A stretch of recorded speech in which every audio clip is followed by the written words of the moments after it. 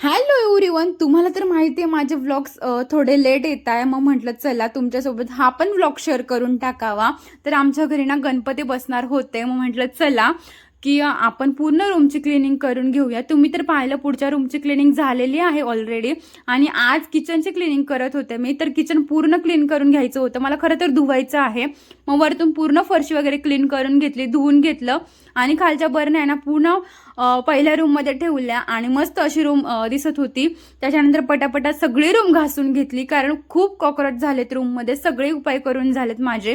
मग छान room clean केली, अशी काहीशी दिसत होती. खरंच खूप भारी वाटत होतं असं मोकळं मोकळं. पण काय करणार, खूप सामान झालंय आणि किचन छोटं पडतंय. मग पुन्हा एकदा सामान जसं होतं तसं छान असं लावून दिलं आणि गॅस पण संपला. मग छोटी टाकी पण लावून दिली होती आणि असं काहीसं किचन दिसत होतं फ्रेश एकदम. खूप भारी वाटत होतं. कसं वाटलं तुम्हाला हा व्लॉग कमेंटमध्ये नक्की सांगा. चॅनल